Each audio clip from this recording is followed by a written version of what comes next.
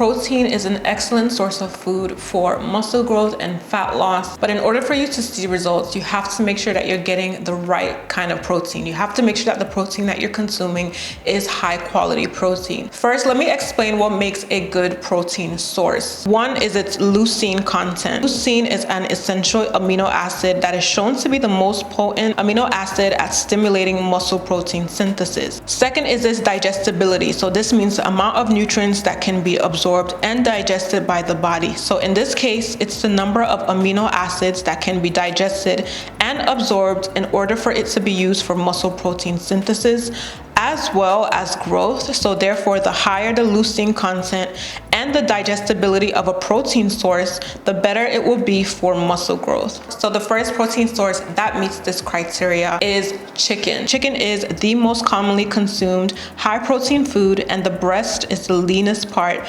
because this part of the chicken has little to no fat. So if you're eating chicken, I highly recommend that you remove the skin or shop for just the chicken breast. And this is because the skin of the chicken contains excess calories that adds a high amount of fat to your meal. So if you're looking to maximize your protein intake, chicken is the way to go. I get a majority of my protein source from chicken, so I'll probably have something like a chicken wrap, or I'll just have chicken as a side with like rice or spaghetti. And I highly recommend using an air fryer to fry your chicken or grill and bake. Air fryer is a good way to prepare your meats because it takes away a lot of the fattiness that goes into frying your foods with regular conventional oil. Number two are eggs and whole eggs. I absolutely love eggs, and it is a consistent part of my daily diet. I love having them scrambled or boiled. I'll have it with my bagels. However, the egg yolk does contain a considerable amount of calories and fats,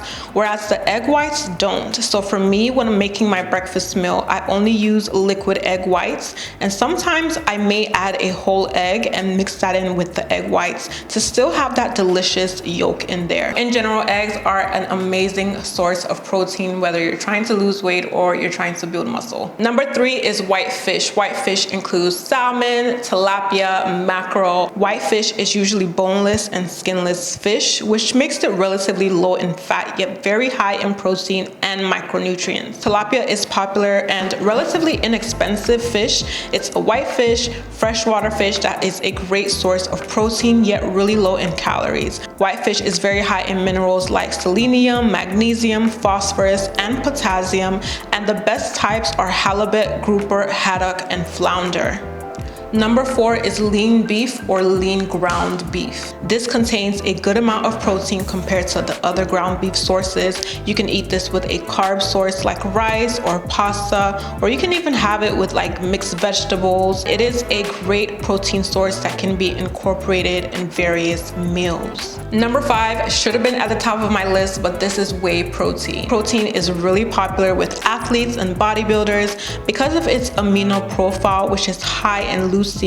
Whey protein is a very great substitute if you are unable to reach your protein intake for the day. In just 2 scoops of the whey protein that I use, for example, I get about 71 grams of protein, which is much higher than most whole foods. Also remember that whey protein should be used as a supplement when you can't reach your protein goals. So it should not be your primary source for protein. So what I suggest is sticking to whey protein as your pre or post workout protein source, and making sure that you're incorporating all other high protein foods throughout your day. So that could be chicken or white fish or lean ground beef, but don't rely on whey protein only as your source of protein. Next are protein bars. Protein bars are a great source of protein, and I have a really big sweet tooth, so eating protein bars as a snack during the day or at night really helps me curb my sweet tooth. Protein bars are a great way to help you fight those sugar cravings, as well as a great protein supplement. So when I'm craving chocolate or anything sweet,